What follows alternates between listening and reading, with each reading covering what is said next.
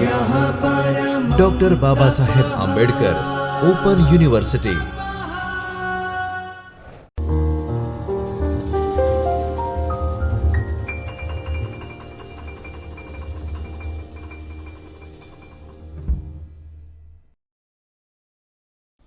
નમસ્તે વિદ્યાર્થી મિત્રો, ડૉક્ટર બાબા સાહેબ આંબેડકર ઓપન યુનિવર્સિટીના શિક્ષણશાસ્ત્ર વિભાગમાં ચાલતા બીએડ ઓડીએલ અભ્યાસક્રમના બીજા વર્ષના પેપર ક્રમાંક ES 221 જીવન કૌશલ્ય માટેનું શિક્ષણ એના એકમ 6ની આપણે ચર્ચા કરી રહ્યા હતા।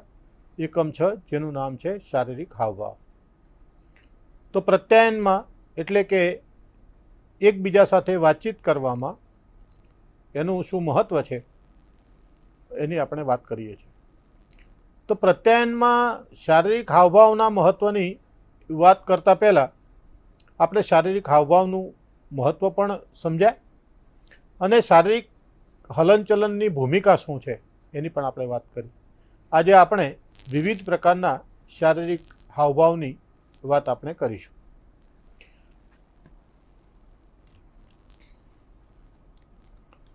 તો વિવિધ પ્રકારના હાવભાવોમાં કયા કયા પ્રકારના હાવભાવો છે તેની આપણે વાત કરીએ।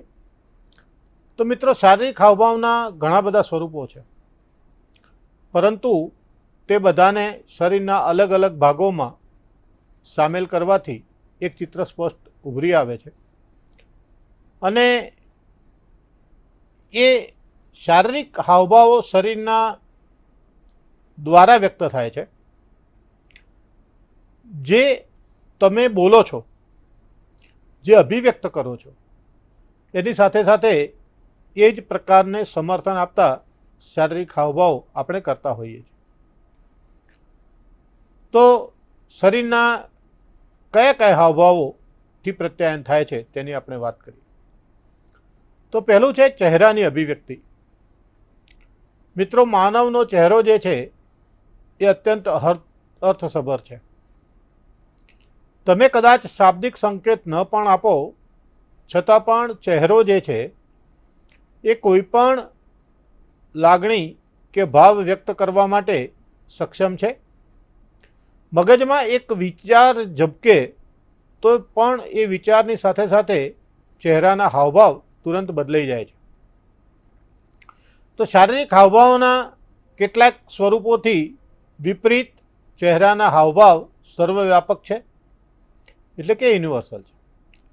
એટલે કે ભારતમાં કોઈ વ્યક્તિ ખુશી વ્યક્ત કરતી હોય તો તે ચહેરાના હાવભાવ, અને જાપાનમાં કોઈ વ્યક્તિ ખુશી વ્યક્ત કરતી હોય તો એના ચહેરાના હાવભાવ એ સરખા જોવા મળે છે। એવી જ રીતે જો ભારતમાં આપણે અણગમો વ્યક્ત કરતા હોય તો આપણા ચહેરાના હાવભાવ, અને રશિયામાં કોઈ અનુભવ એવો કરતું હોય અણગમાનો તો એના હાવભાવ એ પણ એક જ પ્રકારના જોવા મળે છે। ભલે ભાષા જુદી હોઈ શકે, ભાષાના સંકેતો જુદા હોઈ શકે, ભાષાના પ્રતીકો જુદા હોઈ શકે, પરંતુ ચહેરાના હાવભાવ એ સર્વવ્યાપક છે। અને આપણો ચહેરો સુખ, ઉદાસી, ગુસ્સો, આશ્ચર્ય, ભય, નફરત અને આ બધી જ લાગણીઓ આપણે એક જ દેશ માટે મર્યાદિત નથી। વિશ્વના તમામ ખૂણે શિક્ષિત કે અશિક્ષિત એ તમામની લાગણીઓ ચહેરો વ્યક્ત કરે છે। શારીરિક હલનચલન અને આપણા પોસ્ચર્સ એટલે કે એની ઢબસક, આપણે જે કંઈ વિચારીએ છીએ કે વ્યક્ત કરીએ છીએ એની સાથે સાથે આપણું શારીરિક હલનચલન અને ઢબસક પણ આપણે એવી રીતે ગોઠવાયેલી છે। કોઈ વ્યક્તિ કેવી રીતે બોલે છે, ઊભો રહે છે, અથવા તો ગરદન અને મસ્તકને કેવી રીતે રાખે છે, એના ઉપરથી તમે એના વિશેની ધારણાઓ આપણે બાંધી શકીએ છીએ। આપણે કોઈ પણ વાત છટાપૂર્વક બોલીએ અને કોઈ પણ વાતને આપણા વર્તન દ્વારા વ્યક્ત કરીએ તો સામે આપોઆપ તે સંદેશો એ પહોંચી જાય છે। આપણા પોસ્ચર્સ, આપણે જે રીતે ઊભા રહીએ છીએ અને જે રીતે આપણા શારીરિક હાવભાવોથી આપણે વાતમાં ધ્યાન આપીએ છીએ કે નહીં, બેધ્યાન છીએ કે કેમ, આપણને સામેવાળાના સંવાદમાં રસ છે કે નહીં, એ બધું જ આપણા શારીરિક હલનચલન દ્વારા વ્યક્ત થતું હોય છે. એટલે કહેવાય છે કે જો કોઈ મુક્ત મને તમને સાંભળતું હશે તો સામેવાળી વ્યક્તિના બંને હાથ ખુલ્લા હશે. જો એ તમારી વાતને નહીં સ્વીકારતા હોય તો તેના હાથ બંધાયેલા હશે. જો આ કેટલીક મુદ્રાઓ છે, જો એને કંઈક પ્રશ્ન પૂછવો હશે તો તમને સાંભળતા સાંભળતા એની આંગળી એના હોઠ સુધી જશે અને કંઈક વિચારતા હશે તેવું મુદ્રા આવશે. તો આમ શારીરિક હલનચલન એ ઘણું બધું કહી જાય છે. હાવભાવની વાત કરીએ તો આપણે આ હાવભાવો જે છે એ આપણા રોજિંદી જીવનની ક્રિયાઓ સાથે જ વણાયેલા છે. આપણે જ્યારે દલીલ કરીએ છીએ કે ઉત્તેજિત અથવા તો ઉત્સાહિત થઈને બોલીએ છીએ ત્યારે આપણા હાથનો અનેક પ્રકારે આપણે ઉપયોગ કરીએ છીએ, એને હલાવીએ છીએ. આંગળીને કોઈ દિશામાં ચીંધીને આપણે ઇશારો કરીએ છીએ અને ઇશારા વડે બોલાવીએ છીએ અથવા તો જવાનું કહીએ છીએ. તો આ જાત કોઈપણ જાતના હાવભાવ આપણે કરીએ છીએ તો એ જાણે અજાણે પણ આપણા પ્રત્યાયનને એ વ્યક્ત કરે છે. આંખનો સંપર્ક, મિત્રો, આ ખૂબ મહત્વનો ભાગ છે. જ્યારે આપણે કોઈ વ્યક્તિની આંખમાં આંખ પરોવીને જોતા હોઈએ ત્યારે તેના સમગ્ર શરીરની હલનચલનનો આપણને ખ્યાલ આવે છે. આપ સૌએ બોક્સિંગની રમત જોઈ હશે.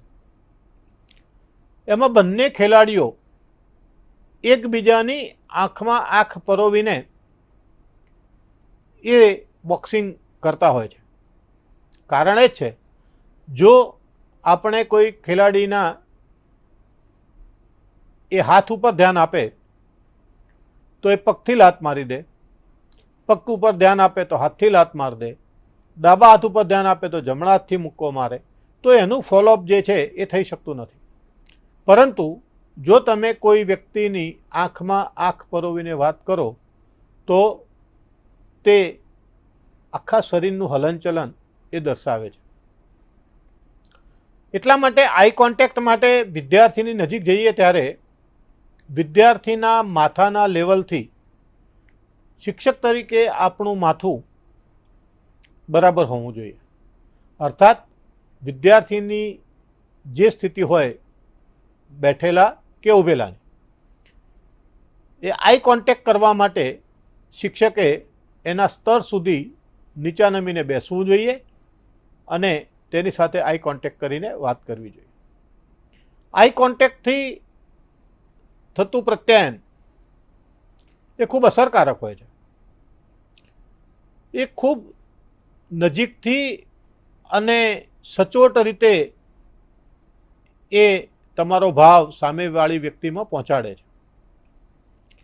જો આઈ કોન્ટેક્ટ વગર આપણે કોઈ પણ સંદેશો આપીએ છીએ ત્યારે તે ઘણીવાર નિરર્થક બની જાય છે.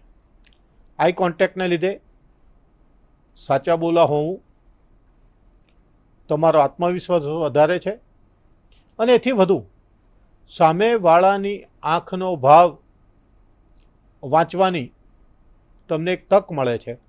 એટલા માટે કે એ તમારી વાત સ્વીકારાય છે કે નથી સ્વીકારાતી તે આઈ કોન્ટેક્ટથી સ્પષ્ટ થાય છે. એટલે કે આંખો જે છે એ ગુસ્સો, ભય, સ્નેહ, પ્રેમ, દયા, દુશ્મનાવટ, આકર્ષણ, આ બધું જ આઈ કોન્ટેક્ટ દ્વારા વ્યક્ત થાય છે. અને એટલા માટે આઈ કોન્ટેક્ટ એ અત્યંત જરૂરી છે. ત્યાર પછીનું મહત્ત્વનો ભાગ છે તે સ્પર્શ. પ્રત્યાયનમાં સ્પર્શનું ખૂબ મહત્ત્વ છે. દાખલા તરીકે આપણે કોઈને મળીએ છીએ અને આપણે હસ્તધનુન એટલે કે હાથ મિલાવીએ છીએ અને એમાં આપણે થોડોક મજબૂત હાથ પકડીને આપણે હેન્ડશેક કરીએ છીએ. જ્યારે કોઈ વિદ્યાર્થી સાચો જવાબ આપે ત્યારે ખભા ઉપર ધીમેથી ટેપ કરીને એટલે કે ટપલી મારીને આપણે એને એ સાથે શાબાશી આપીએ છીએ. કોઈ મહેમાન આવે છે અથવા તો કોઈ વિદ્યાર્થી વિજેતા બનીને વર્ગમાં આવે છે ત્યારે આપણે એને ઉષ્માભર્યું આલિંગન આપીએ છીએ કે ભેટીએ છીએ. જ્યારે વર્ગના 5-7 વિદ્યાર્થીઓ જવાબ ના આપી શકે અને કોઈ એક વિદ્યાર્થી વર્ગમાં જવાબ આપે છે અને જવાબ સાચો હોય છે, સંપૂર્ણ સાચો હોય છે, ત્યારે આપણે પીઠ ઉપર જોરથી થાબડીને આપણે એને શાબાશી આપીએ છીએ. જ્યારે કોઈ વ્યક્તિ ઉદાસ હોય, વિદ્યાર્થી ઉદાસ હોય, કોઈ અન્ય વિચારોમાં ખોવાયેલો હોય, ત્યારે તેને માથા ઉપર સ્નેહપૂર્વક ટપારીને અથવા તો હાથ ફેરવીને આપણે એનું દુઃખ દૂર કરીને આપણે વર્ગમાં અભ્યાસ કરવા માટે પ્રોત્સાહિત કરી શકીએ છીએ. જ્યારે કોઈ એવી સ્થિતિ હોય કે એ ખૂબ આઘાતમાં વ્યક્તિ કે વિદ્યાર્થી સરી પડે હોય ત્યારે આપણે એનો હાથ મજબૂતાઈથી પકડીને આપણે એને ઉષ્મા આપીએ છીએ અને કહીએ છીએ કે ચિંતા ન કર, હું તારી સાથે છું, તને આવડી જશે, અથવા તો બીજી રમતમાં તું અવશ્ય જીતી જઈશ. ભૌતિક અંતર પણ ખૂબ મહત્ત્વનો ભાગ ભજવે છે. દરેક વ્યક્તિને વાતચીત કરતી વખતે તેની આસપાસ ભૌતિક ખાલી જગ્યાની જરૂર છે અને તેના લીધે વ્યક્તિ સ્વતંત્ર અને આરામનો અનુભવ કરે છે. આ અંતરનો આધાર ઘણી બધી બાબતો પર રહેલ છે, જેમ કે સંસ્કૃતિ, પરિસ્થિતિ અથવા તો વ્યક્તિ સાથેના આપણા સંબંધો. આ ભૌતિક અંતરથી આપણે ઘણી માહિતી બીજાને આપીએ છીએ. દાખલા તરીકે આપણો જો કોઈ નજીકનો સંબંધ હોય, સગપણ હોય, તો આપણું બે વ્યક્તિનું અંતર એ ઓછું હશે. આક્રમક હોઈશું તો થોડું સેફ ડિસ્ટન્સ છે. જો આપણે કોઈની પર વર્ચસ્વ જમાવતા હોઈશું અથવા તો સ્નેહનો સંકેત પણ આપણે ભૌતિક અંતરથી આપીએ છીએ. ભૌતિક અંતર વિશેની વાત આપણે આ જ એકમમાં વિસ્તારથી આગળ કરીશું. પણ સંવાદમાં કે સંદેશા વ્યવહારમાં ભૌતિક અંતર ખૂબ મહત્ત્વનું છે. જો વિદ્યાર્થીની નજીક જઈને તમે કોઈ સૂચના આપો છો તો એની અસર વધારે થાય છે જેટલી તમે એ સૂચના કોઈ દૂરથી આપો છો તો એમાં એટલી અસર જોવા મળતી નથી.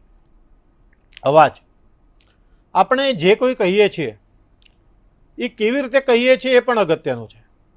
જ્યારે આપણે બોલીએ છીએ ત્યારે બીજી વ્યક્તિઓ તમારા શબ્દોને તો સાંભળે જ છે, પણ સાથે સાથે તમારા અવાજને પણ ઓળખે છે અને આપણા અવાજ ઉપરથી આપણી લાગણીઓ, આપણો ગુસ્સો, આપણો સ્નેહ, આપણો પ્રેમ, આપણી સ્વીકૃતિ કે અથવા તો આપણી દલીલ, આ બધું જ આપણા અવાજ દ્વારા એ સામેના વ્યક્તિમાં એ આપોઆપ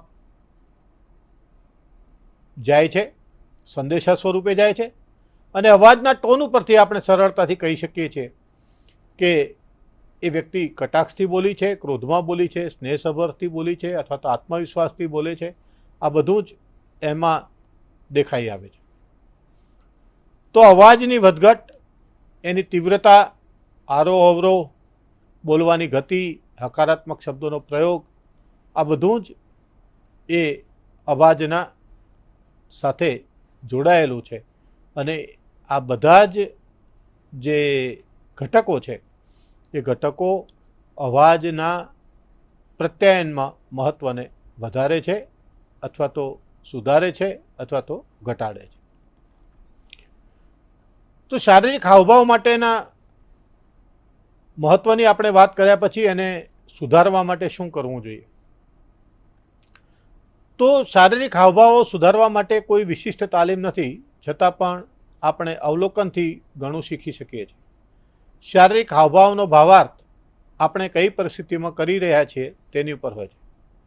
આપણા દોસ્ત સાથેનો હાવભાવ જુદો રહેવાનો અને એ હાવભાવ સંબંધ અથવા તો સગપણ સાથેના વ્યક્તિ સાથેનો જુદો રહેવાનો અને જે તમને અપ્રિય છે તેવી વ્યક્તિ સાથેનો પણ હાવભાવ જુદો રહેવાનો. એટલે સુધારવો કેવી રીતે? તો પહેલાં તો આપણે આપણા હાવભાવોને જાણીએ, દોસ્તને પણ પૂછીએ. અરીસામાં મહાવરો કરતી વખતે પણ આપણે જોઈએ અને આપણે આપણા હાવભાવથી કંઈ અજુગતું તો વ્યક્ત થતું નથી ને, તેના વિશે સભાન થઈએ. આપણે કોઈની વાત સાંભળતા હોઈએ અને આપણે આપણું સામેવાળી વ્યક્તિ એ આપણને વ્યક્તવ્યમાં આપણી વાતમાં ધ્યાન આપ્યા વગર એ પોતાનું કામ કરે રાખે અથવા તો એને અવગણે, તો એનો અર્થ એ થયો કે એનો હાવભાવ એ તમારી વાતને સ્વીકારતો નથી. એવી જ રીતે સામેવાળી વ્યક્તિ કંઈક વર્ણન કરતી હોય અને આપણે એની વાતને સમર્થન આપ્યા સિવાય અથવા તો વચ્ચે એને હકારમાં અથવા તો કોઈ દલીલ સ્વરૂપે તાપસી પૂર્યા વગર જો આપણે આપણું અન્ય કામ કરતા હોઈએ તો એવી જ લાગણી સામેવાળી વ્યક્તિને પણ થાય છે. આગળ કહ્યું એમ અરીસાની સામે કે રેકોર્ડિંગ કરીને તમે મહાવરો પણ કરી શકો છો. આ બાબત આપણને એમ લાગે કે શું કામની, પણ તમે કોઈ મહત્ત્વના ઇન્ટરવ્યૂ માટે જઈ રહ્યા છો ત્યારે તમે શું કહેશો, અપેક્ષિત સવાલોના અપેક્ષિત જવાબો શું હશે, સામેવાળા શું પૂછશે અને એનો તમે જવાબ શું આપશો, તો આ બધાની પ્રેક્ટિસ તમે કરી શકો છો. જે પ્રેક્ટિસથી તમે તમારા હાવભાવ સુધારી શકો છો અને એ હાવભાવને આધારે તમે આત્મવિશ્વાસ લાવી શકો છો. બીજી પણ એક સલાહ છે કે આંખો બંધ કરીને આપણે એ ઘટનાને વિઝ્યુઅલાઇઝ કરવાની છે કે હું ઇન્ટરવ્યૂ આપવા જઈશ અથવા તો હું વર્ગમાં જઈશ ત્યારે વાતચીત કરતી વખતે કેવી રીતે ઊભો રહીશ, કેવી રીતે બેસીશ, કેવી રીતે સામેવાળી વ્યક્તિ મારી સાથે અનુકૂલન સાધશે, કેવી રીતે વિદ્યાર્થીઓના આઈ કોન્ટેક્ટ રાખીશ, કેવી રીતે વિદ્યાર્થીઓને હું મારા વ્યાખ્યાનમાં પ્રવૃત્ત રાખીશ. આ બધી બાબતોનો અભ્યાસ કે મહાવરો આપણે કરી શકીએ છીએ. તમે કોઈ મિત્રો કે આદર્શ વ્યક્તિઓના વર્તનને થોડાક બારીકાઈથી જુઓ અને એમના હાવભાવોને તમારા વર્તનમાં લાવવાની કોશિશ કરો. ઘણી બધી વ્યક્તિઓના સારા હાવભાવમાંથી આપણને કંઈ ને કંઈ શીખવા મળે છે. ટીવી પર આવતા વિવિધ ઇન્ટરવ્યૂનું પણ અવલોકન કરો કે તે વ્યક્તિ કેવી રીતે બોલે છે અને તેમના ચહેરાના હાથ પગના હાવભાવ કેવા હોય છે અને આ બધા પ્રયાસોમાંથી આપણે કંઈ ને કંઈ શીખતા હોઈએ છીએ. પર્સનલ દૂરીની આપણે આગળ વાત કરી હતી, એની વિગતે ચર્ચા આપણે કરીએ તો સન 1966માં એડવર્ડ ટી હોલ નામના સમાજશાસ્ત્રીએ પ્રોક્સેમિક્સ ઉપર અભ્યાસ કર્યો. પ્રોક્સેમિટી શબ્દ જે છે એ પ્રોક્સેમિક્સ ઉપરથી આવ્યો છે. એનો અર્થ થાય છે સાનિધ્ય અથવા તો સમીપતા. જ્યારે બે કે વધુ વ્યક્તિઓ એકબીજા સાથે અને વચ્ચેના સંબંધ વિશે માહિતી મેળવે છે, એકબીજાની નજીક આવે છે, ત્યારે પ્રોક્સિમિટીનો આપણને અનુભવ થાય છે. અને કેટલીક સામાજિક વ્યક્તિઓ એ પોતાના સામાજિક સંબંધોને પ્રોક્સિમિટી દ્વારા વ્યક્ત પણ કરે છે. આ અભ્યાસમાં પર્સનલ સ્પેસને 3 ભાગમાં આપણે વહેંચી શકીએ. એક છે નિકટતાનું અંતર, એટલે કે એકદમ ક્લોઝ, આપણે કોઈ વ્યક્તિને કાનમાં કશું કહેતા હોય એટલો, જેને આપણે ઇન્ટિમેટ ઝોન એવું કહીશું. થોડુંક અંતર રાખીને સિનિયર સાથે વાત કરતા હોય તેને આપણે સોશિયલ ઝોન એવું કહીશું. અને ત્રીજું જે છે એ પબ્લિક ઝોન, એટલે કે દાખલા તરીકે કોઈ નેતા સ્ટેજ ઉપરથી ભાષણ કરતા હોય, સામે પ્રજાનો માસ બેઠો હોય, તે પબ્લિક ઝોન. અથવા તો ખૂબ દૂરથી આપણે એને સામેવાળી વ્યક્તિને કંઈ સંદેશો મોકલતા હોય તો તે અંતર પણ જાહેર અંતરમાં એટલે કે પબ્લિક ઝોનમાં આવે છે. ઘણી વખત જે નિકટતાનું અંતર છે એમાં કહેવાયેલી વાત એ આપણને સચોટ અને અસરકારક રીતે વ્યક્ત થાય છે, જ્યારે પબ્લિક ઝોનમાં કહેવાયેલી વાત એ બહુ અસરકારક હોતી નથી. તો આ નિકટતા જે છે એટલા માટે આપણને કોઈને સ્નેહ આપવો હોય, કોઈને પ્રેમ આપવો હોય, કોઈને હૂંફ આપવી હોય, ત્યારે આપણે એ વ્યક્તિની નિકટ જઈને વાત કરીએ છીએ. કોઈને કંઈ પણ પ્રકારનું તમારે ભાવ વ્યક્ત કરવો હોય તો ઇન્ટિમેટ ઝોનમાં આપણે વાત કરીએ છીએ. જ્યારે સામાજિક અંતર જે છે એમાં રહીને આપણે આપણા અધિકારી સાથે અથવા તો આપણે વિદ્યાર્થીઓ સાથે આપણે સામાજિક અંતર જાળવીને વાત કરતા હોઈએ છીએ. બાકી જાહેર કાર્યક્રમોમાં આપણે પબ્લિક ઝોનમાં વાત કરીએ છીએ. મિત્રો, ઘણી વખત વિદ્યાર્થીને જ્યારે તમારા હૂંફની જરૂર હોય, તમારા સ્નેહની જરૂર હોય, જ્યારે તમારી લાગણીની જરૂર હોય, એને વર્ગમાં ન આવડતું હોય, એ ઉપેક્ષિત છે એવો એનામાં ભાવ વ્યક્ત થતો હોય ત્યારે, અથવા તો ખૂબ મસ્તીખોર હોય ત્યારે તમે પબ્લિક ઝોનમાંથી એને જો કોઈ સૂચના આપશો, એટલે કે જાહેર અંતરમાંથી રહીને એને કોઈ સૂચના આપશો, તો એ વિદ્યાર્થી ઉપર ધારી અસર થતી નથી. પરંતુ આવા બેધ્યાન વિદ્યાર્થીઓ, જે મસ્તીખોર વિદ્યાર્થીઓ, અથવા તો એવી કોઈ પણ મૂંઝવણમાંથી પસાર થતા વિદ્યાર્થીઓના જો તમે ઇન્ટિમેટ ઝોનમાં, એટલે કે સાવ એના કાનમાં જઈને કંઈ કહેવાનું હોય એવું તમારે કહેવું હોય અથવા તો તમે કહો, ત્યારે એ પ્રોક્સિમિટી એ ત્યાં અસર કરે છે અને નિકટતાથી કહેવાલી વાતની ધારદાર અસર થાય છે. તો વિવિધ શારીરિક હાવભાવના અર્થ શું છે એની આપણે વાત કરીએ. જો આપણે કશું બોલીએ નહીં અને માત્ર આપણે શારીરિક હાવભાવથી પણ વ્યક્ત થઈએ છીએ, તો કેવી રીતે કે જ્યારે આપણે આપણા હાથ કે પગને એકબીજા ઉપર ક્રોસ કરીને બેસીએ ત્યારે સામેવાળી વ્યક્તિ આપણને રક્ષણાત્મક પોઝિશનમાં જુએ છે અથવા તો સાવચેતી આપણે એનાથી રાખી રહ્યા છીએ તેવું વ્યક્ત થાય છે. એટલા માટે તમારા હાથ અને પગને ખુલ્લા રાખો. આંખોનો સંપર્ક બનાવીને રાખો. આપણે આગળ કહ્યું છે તે પ્રમાણે આંખ એ બધા જ ભાવોને વ્યક્ત કરે છે. કોઈની સામે આશ્ચર્યથી જોતા હોય તો આશ્ચર્યના ભાવ પણ એમાં દેખાય છે. દુઃખ સાથે જોડતા હોય તો એનો ભાવ પણ દેખાય છે. ભય અને ગુસ્સો પણ એમાં દેખાય છે. પ્રેમ અને સ્નેહ પણ આંખમાં દેખાય છે. તો બધાની સામે નજર કરવી હોય વર્ગમાં, તો એ હરોળ જે વર્ગની આપણી સામેની હોય છે એ હરોળમાં વારાફરતી બધાની સામે આઈ કોન્ટેક્ટ બનાવવું જોઈએ. તો તમારા વ્યાખ્યાનમાં તે રસ થાય છે.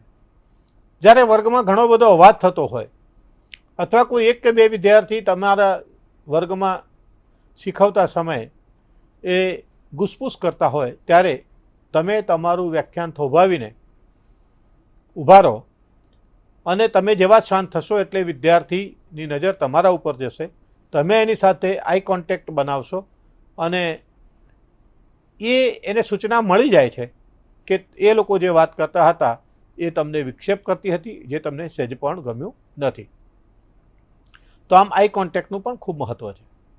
આપણી જાતને આરામદાયક બનાવવા માટે યોગ્ય સ્પેસનો ઉપયોગ કરો. જ્યારે ઊભા હોવ, બેઠા હોવ ત્યારે થોડુંક અંગત સ્પેસ બનાવો. આત્મવિશ્વાસની નિશાની છે. બીજી વ્યક્તિઓને લાગશે કે તમે આરામદાયક અને શાંત વાતાવરણ પસંદ કરો છો. તમારા ખભાને પણ આરામદાયક રાખો, રિલેક્સ રાખો. જ્યારે પરિસ્થિતિમાં તણાવનો અનુભવ થાય ત્યારે એ તણાવ જે છે એ ખભા ઉપર વ્યક્ત થાય છે. એટલે આરામ કરવાનો પ્રયાસ કરો, રિલેક્સ રહો. ખભાને થોડી ધ્રુજારી આપીને આગળ અને પાછળ એનું હલનચલન કરાવો. જ્યારે કોઈ વ્યક્તિ તમારી સાથે વાતચીત કરતી હોય ત્યારે મસ્તક હલાવીને સંકેત આપો કે તમે એને સાંભળી રહ્યા છો, પરંતુ માથું એકદમ ધૂણાવશો નહીં. અર્થાત એ વ્યક્તિની વાત પૂરી થાય એ પહેલાં જો આપણે નકારમાં એ વાતનો અસ્વીકાર કરીએ માથું ધૂણાવીને, તો પણ તે ખૂબ વહેલું હોય છે. એટલા માટે કોઈ પણ વાત સાથે અસંમત થવું એ કોઈ અપ્રિય ઘટના હોતી નથી. પણ શા માટે આપણે અસંમત થઈએ છીએ તેનો આપણે શાંતિપૂર્વક એની સાથે ચર્ચા કરીને કરવું જોઈએ. કમર આગળ વળીને ન બેસશો, ટટ્ટાર બેસવું. ટટ્ટાર બેસવાથી શ્વાસોશ્વાસની પ્રક્રિયા પણ સારી થાય, તણાવ ઓછો થાય. ટટ્ટાર બેસવું એટલે સ્નાયુઓમાં તણાવ લઈને નથી બેસવાનું, પણ આરામદાયક રીતે આપણે ટટ્ટાર બેસવાનું છે. જ્યારે કોઈ વ્યક્તિ સાથે વાતચીત કરતા હોઈએ ત્યારે આપણે એની વાતમાં રસ છે એમ થોડાક એની સામે ઝૂકીને એની આંખમાં આંખ પરોવીને આપણે એને સમર્થન આપવાનું છે, અથવા તો હકારમાં માથું હલાવીને, અથવા તો સ્મિત આપીને, અથવા તો જે કોઈ રીતે તમને પ્રત્યાયન કરવાનું થાય તે કરીને તમે એને તમારો ભાવાર્થ આપી શકો છો. સ્મિત વેરતા રહેવું. દરેકને સ્મિત ગમે છે. જરૂર હોય તે હસવું. પરિસ્થિતિ અને તમારી જાતને બહુ ગંભીરતાથી ન લેશો, તેને સરળ બનાવો, આરામદાયક રહો. અને જ્યારે કોઈ વિચિત્ર હાસ્યજનક બાબત કહેતું હોય ત્યારે થોડા હસો પણ ખરા. અન્ય લોકો તમારી વાત સાંભળવા માટે તૈયાર થશે. જો તમે તમારા વ્યક્તિત્વને હકારાત્મક રીતે દર્શાવશો તો તમારી પણ સામેવાળાને સ્વીકૃતિ થશે.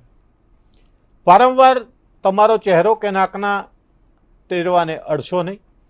આ ટેવ એ આપણની નર્વસનેસ બતાવે છે. ઉપરાંત સામેવાળી વ્યક્તિને, જે તમને જુએ છે તેને પણ એમાં ખલેલ પડે છે. વાતચીત વખતે તમારું મસ્તક ઊંચું રાખો. તમારી નજર જે છે એને જમીન ઉપર જોતી હોય તેવી રીતે ન રાખશો. આ અસુરક્ષિતતાનું લક્ષણ છે. મસ્તક ઊંચું, સીધું અને નજર આગળ સામેવાળી વ્યક્તિની આંખ સાથે ગોઠવાયેલી, જે આત્મવિશ્વાસ બતાવે છે. ઘણી બધી હરકતોને અથવા તો હલનચલનને થોડી ધીમે કરો. જો તમે નિશ્ચિતતાથી ચાલશો તો તમે વધુ શાંત અને વિશ્વાસસભર લાગશો. એના લીધે તમારો તણાવ પણ ઓછો આવશે. જ્યારે કોઈ બાજુમાંથી અથવા તો પાછળથી વાત કરવાનો પ્રયત્ન કરે છે ત્યારે તમારી ગરદન એકદમ ન ફેરવતા તમે ધીમે ધીમે ગરદનને તેની તરફ ઘુમાવો. આ ધીમું પરંતુ ચોક્કસ હલનચલન એ તમારો વિશ્વાસ દર્શાવે છે. ક્યારે પણ અસ્વસ્થતા એટલે કે નર્વસનેસ ન દેખાડો. વાતચીત કરતાં કરતાં, વ્યાખ્યાન આપતા પગને હલાવતા રહેવું. આંગળીઓ ક્રોસ કરવી. પગની આંગળીથી અંગૂઠાને આપણે ફેરવવું. તો આ બધું એક તરફ આપણે વ્યાખ્યાન આપતા હોય, બીજી તરફ આપણા પગ અને હાથ જો કોઈ આવું વર્તન કરતા હોય તો એનો અર્થ એ થયો કે તમે નર્વસ છો. તમને તમારી સામે બેઠેલા ઓડિયન્સથી અથવા તો એવી કોઈ વ્યક્તિઓથી તમે નારાજ છો, અથવા તો એવી વ્યક્તિઓ તમને નાપસંદ છે. આ બધું જ તમને અથવા તો તમારા મગજમાં જે કંઈ બોલો છો એ જુદી રીતે ગોઠવાયેલું છે. તમે જુઠ્ઠું બોલી રહ્યા છો અથવા તો વાસ્તવથી દૂર વાત કરી રહ્યા છો. તમે કોઈક વાતને જુદી રીતે ગોઠવીને વ્યક્ત કરી રહ્યા છો. આ બધી જ એની નિશાની છે. અજંપાપણો અને નર્વસનેસને આપણે ઓળખવી જોઈએ અને આત્મવિશ્વાસ વડે આપણે એ નર્વસનેસને દૂર કરતી રહેવું.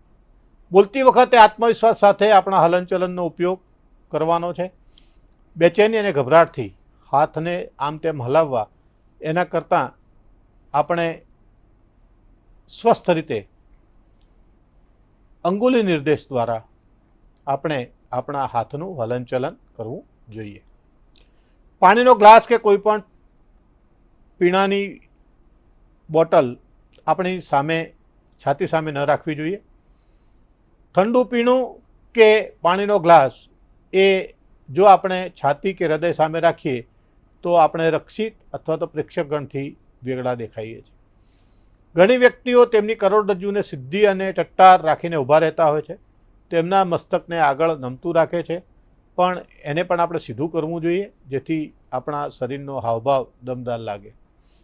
કોઈની સાથે વાતચીત કરતી વખતે વ્યક્તિની એકદમ નજીક ન જતાં આપણે થોડુંક અંતર રાખીને પર્સનલ સ્પેસ ઉપર તરાપ મારીએ છીએ એવું ન લાગે તેવું વર્તન આપણું હોવું જોઈએ.